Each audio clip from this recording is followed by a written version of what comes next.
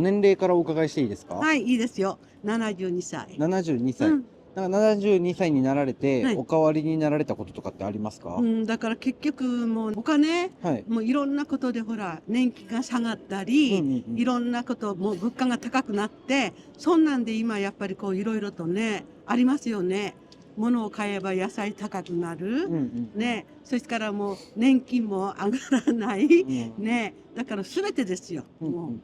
今はうん。年金は受け取られてるっていうこと受け取ります。でいいですか？受け取ってます。ご家うん。族っていうのはおうん。一人暮らいや、しですか？今ね、主人がちょっと仕事で、ちょっと県外行ってるもんだから、はいはいはい。2人なんですけども、主人がもともと公務員だったのね。はい。まあ自衛官だったの。はいはい。それでそういうふうな公務員のあれで、まあ私も年金受け取って、うんうん。うん。あ、じゃあ今はご主人と二人暮らしなんそうです、ですけど、そうです。は一人で、一人で今おりますね。はごい。主人さんはまだお仕事されてるんいや、ですか？今だからちょっとね、定年になってはいはい。自衛隊を、はい。それで今ちょっとお仕事、他の友達のところで仕あ、事手伝ってまだやらるもんだから。れてるんです。はいはいはい。それお仕事されてるっていうのは、やっうん。ぱりその年金だけの生活じゃ厳しいからいや、お仕事をされてるとかなんですか？正直言って、夫婦2人だけで年金では、主人と私ももらってるから、はい。なんとか贅沢しなければはい。やっていけるんであ、すよね。そうなんですうん。ね。ただ、やっぱりこう、なんぼ2人でも、なんかほら、税金も取られるうんうし、ん。いろいろとね、物価は高いしって、もうずっと変わりましたよ、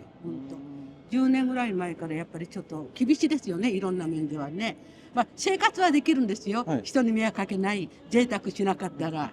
だけども欲しいよね、お金は。なんか10年前と比べうん。て、その生活の、なんていうんです、生活の質っていうんですかね。うん。そういうのはやっぱりちょっと下がった気はされもちろんますか？あ、もちろん。うん。そうなんですね。はい。うん。10年前は年金はもらわれてました？62いや、歳くらだから、いから。主人は私より年上だからもはい。らってましあ、た。奥さんはまだもらわれてなかった。私はもらってななるほどです。かった。まあ、私もちょっとバイトしたりして、ういろいろと、ーん。働いてましたからね。なるうん。ほどですね。ええ。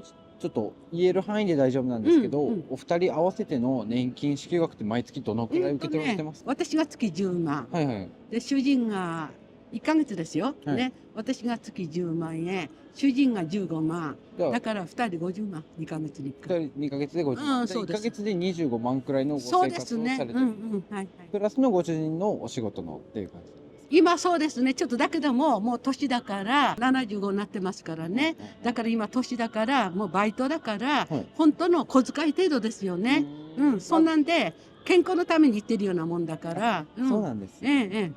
奥さんもともとお仕事っていうのはされてたんでしょうか？私ね、いろんなことしたんですけども、はい。要するにアパレル関係にも勤めたこともあるし、はい、結構素敵ないやいや、お召し物を今日さあれてるんで。るし、お花もちょっと、お花のお免状あるからう、ーお花ん。をちょっとやったりして、うんうん。そんなんで、あ、そういうのをいろいろされてた。されましたね。なるほどですね。ええ。現役時代の時うに、ん。老後に向けて何かこうお金の面とかで備えていたことってあったりしますか？だからね、マンションを買うのに、やっぱりはいはいはい。頭金、はいはい。ちょっと積み立てしたり、うん。そんなんでやっぱり貯金はある程度はね、うん。しているんですよね。で、子供が現在今、北海道におるんですよ。はいはい。私の息子が。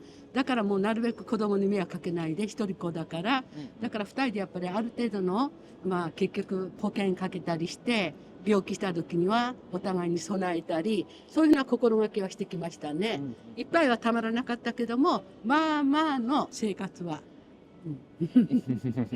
そのマンションっていうのは、今もご自身ではいはいはい。お住まいになられてるんです。はいはいはい。他になんか投資とか、そういうのはされてたりしたんでしょうもうか？ね、はっきり言って、昔もう十何年前に、はい。ちょっとこう、お金欲しくってっていうのは持ってる金で、はい。やっぱ投資したことあるんですよ。はいはいはいはい。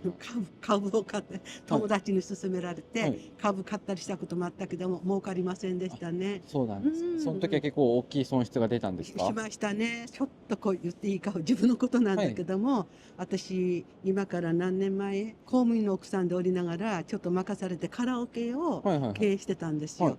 ね、人を20人ぐらい使って、うん。そういうちょっと、それ熊本で、はい。大きな規模で、その時に、やっぱこう騙されたっておかしいけども、もう本当にやられましたね。あ、詐欺みたいな感じにあっもちろんって、たんですか？だから結局、はっきり言って、その、土地を貸してるオーナー様ってはい。いうのかな、その人から前借りさせてくれとか言って、その日の売り上げを貸してあげたりなんだかんだして、ちょっとおかしいなと思って、弁護士さんのとこへ駆け込んでいったら、もうこの人は詐欺だから、みんなに借金してば裁判かかってるよって、すぐにやめなさいっていうことで、そういうふうな、騙されたってありましたよ。あ、ほんじゃあと。その働かれていた場所のオーナーさんにそう、オー騙されナーさん、そうそう、その土地のね、そうビルのなんです。ですね、そういう経験もあるんですよ、私は本当に。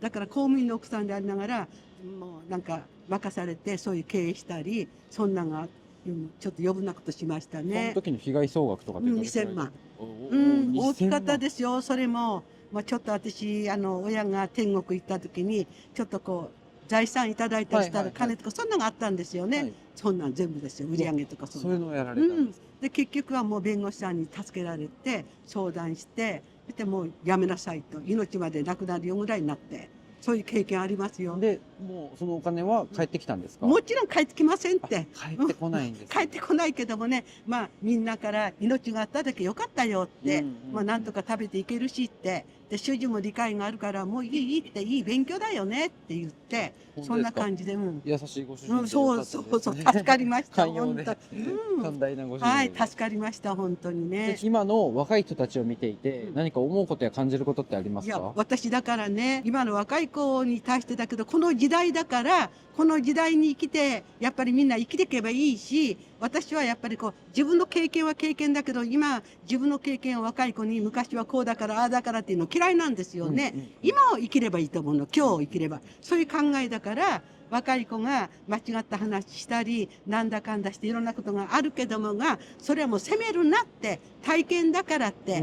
だからもう前向きに考えて、この人いろんな人が失敗したりなんかあったら経験としてそれを生かせばいいんだから、もう若い子がどうのこうのじゃなくて、年寄りも若いもんもみんなこう考え一つにまとめてね、頑張ればいいんだからって、うち若い子責めたくないんですよ。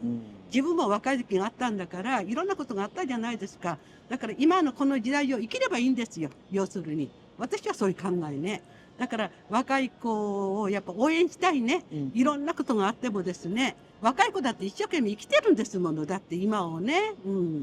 なんか結構その無気力な方が多いっていう意見の方と、やっぱりそういう奥さんみたいな、頑張ってほしいっていう意見の方、なんかやっぱり分かれますね。過ぎたことは仕方ない。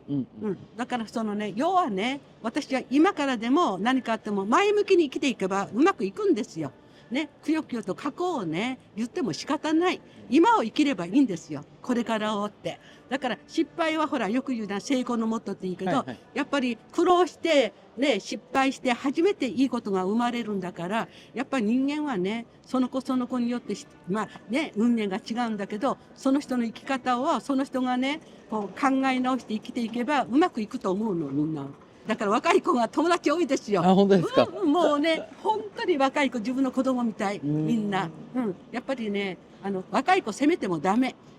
だってみんながさ、まあ、100まで生きても100の人生あるんだから、私だって70過ぎまで生かさせてもらって、いろんなことがあった。迷惑かけたりね、お世話になったり。それもそうよ。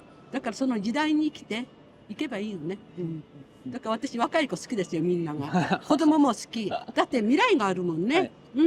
そういうことですよね、結局は。責めたらダメ、若い子。だから、今の若い者はっていう言葉は嫌い、私は。今を生きればいいんじゃない。はい。ね。間違いないです。そうですよ、そうですよ。責めても仕方ないもんね。ありがとうございます。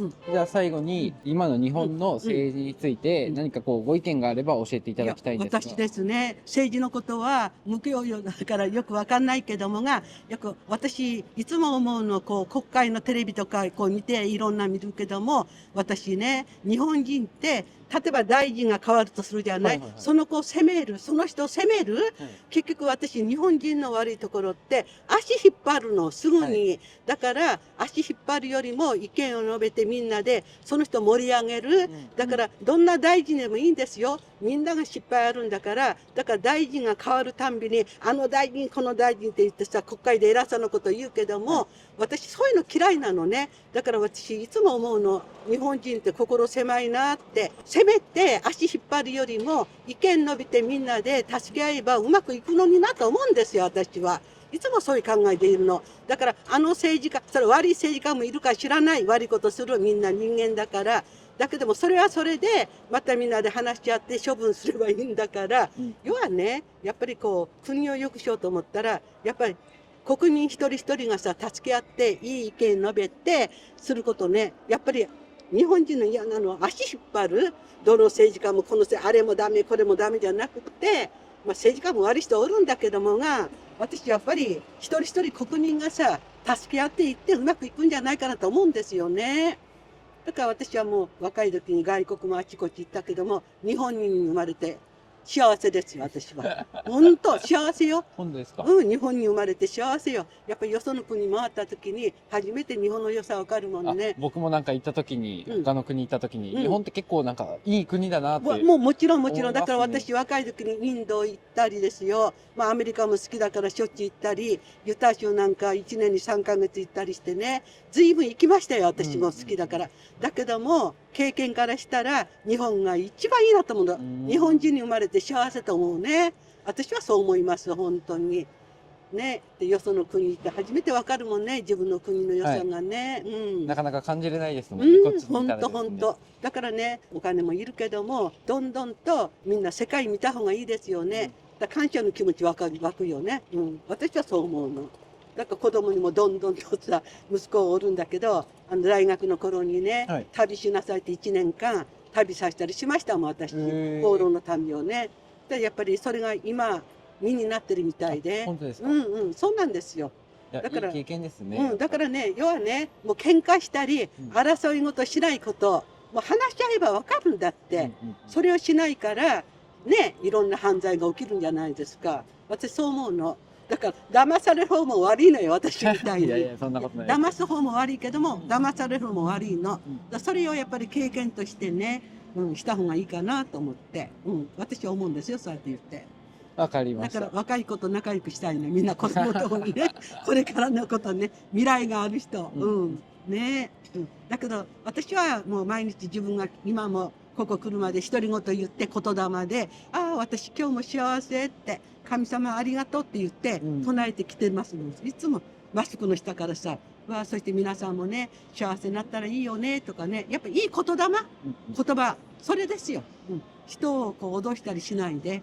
ね、感謝の気持ち、ありがとうって気持ち、それで過ごしてますよ、私は。自分なりでね。一人で生きていけないもんね。本当よ。わかりました。ありがとうございます。すいません、長いことお時間いただいて。助かりました。